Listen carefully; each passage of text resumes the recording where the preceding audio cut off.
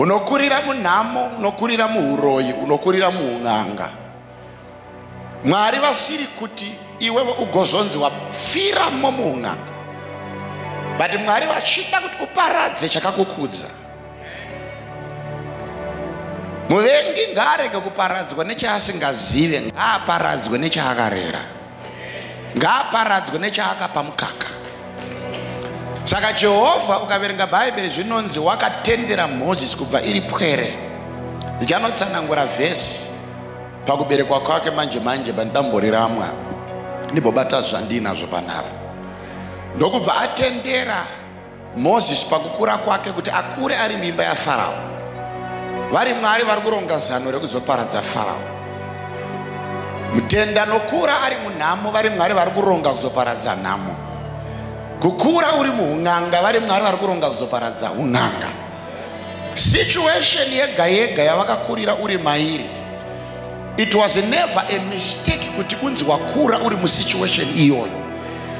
Mwari vaiziva kuti nenguva yeutana hwako unofanira kuparadza chawakakurira.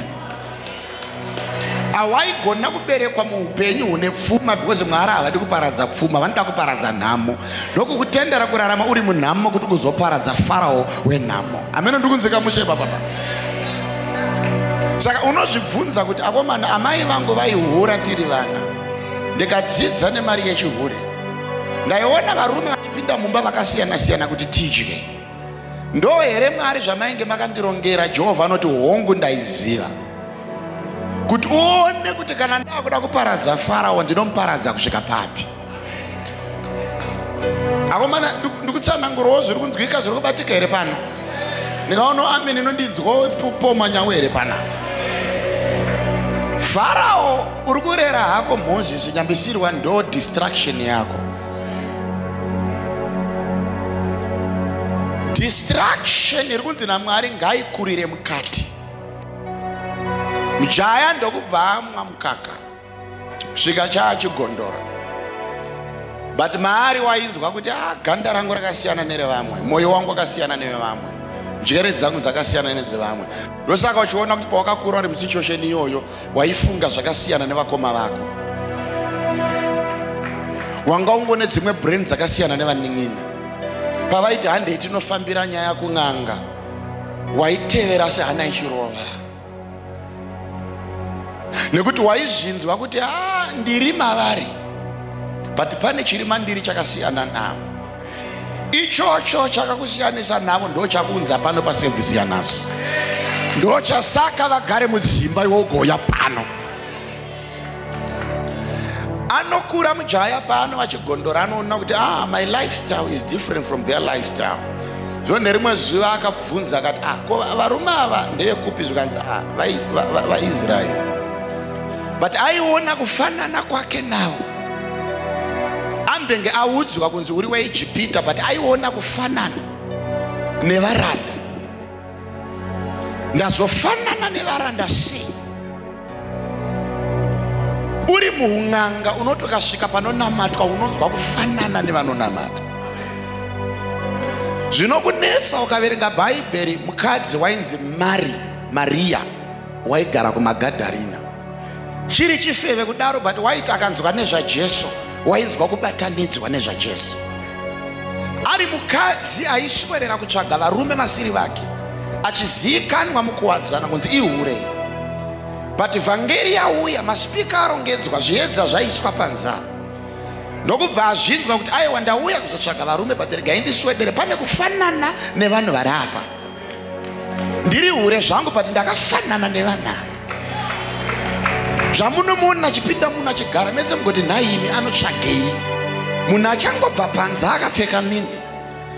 Kunyangwe wakakurira maIjipita, but kana uIsraeri uri mauri, hazvina basa kuti nemini yaIjipita kana chiedza chauya kufanana nechiedza kunokukwezva pedyo nechiedza ichocho.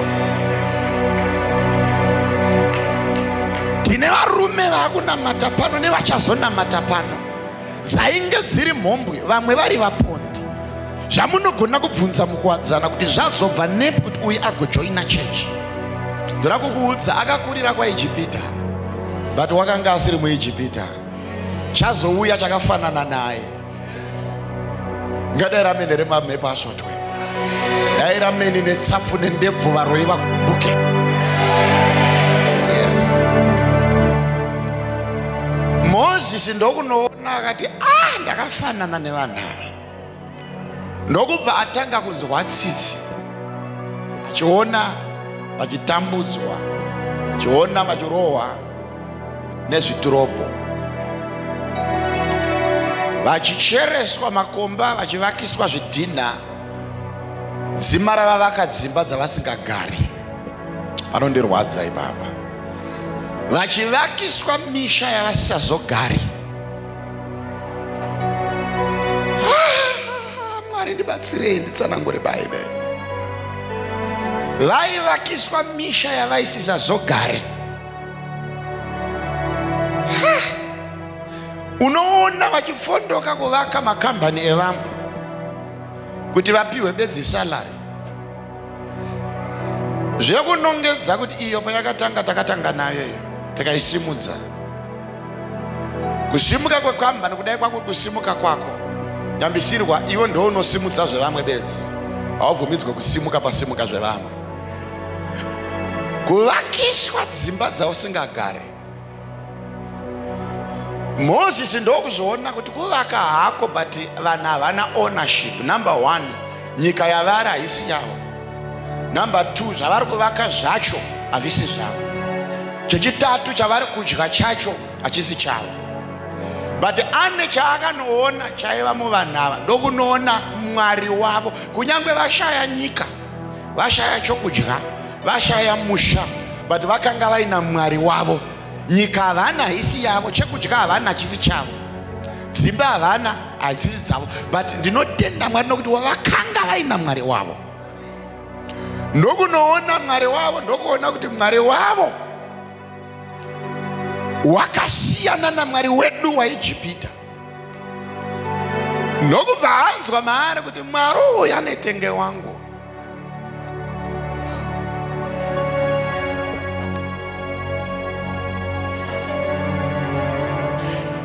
Iya inonzi naDavid kuPisarema zvikanzi pakadzika panokoka pakadzika.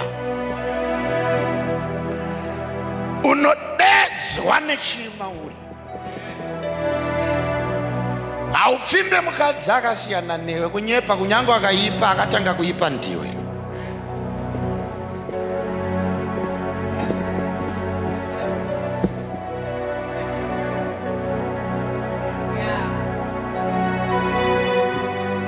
Aipa se wakamfimba se. Unaona? Pakadzika panokoka pakadzika. Bosi chasaka umfimbe pane chiri maari chiri mauriwo. Avakadzi vese vachasaka kuti uyo ichocho ndo chaida deliverance usati washora mukadzi.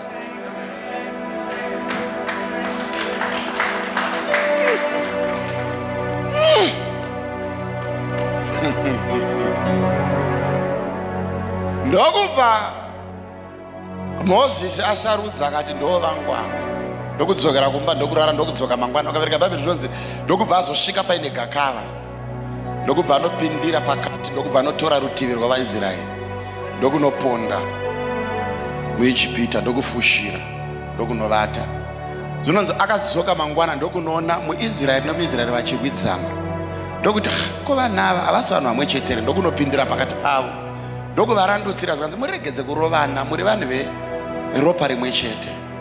Paari kufunga kuti ari kuvabatsira zvinonzi vakamumukira, iye akambovabatsira nezuva. Ndokubva vaviri vamuona zvikanzi iwe kuda kutibatsira, mupondi wakauraya mumwe wako nezuro. Ukaramba uchida kutirandutsira tinoifumura uri mhondi. Vaaida kubatsira ndo vakamuda kumufumura. Kuvengwa nevanhu vanokuda zvekuti naMozisi akavhunduka kuti ndagovengwa sei nevandinoda. Sei Mwari muchitisanganisa nevanhu vandinoda but vasingandide. Kusakuda kwavo ndiJehovha anodyara mbeu yekukuvenga kunyange uchivada kuti vagone kukusunda kudestiny yako. Kudai Moses akadika kudai asina kutiza Ijipita, calling ikatanga ipapo. Imwe rejection inobva kuna Jehovah kuti ikonzere direction.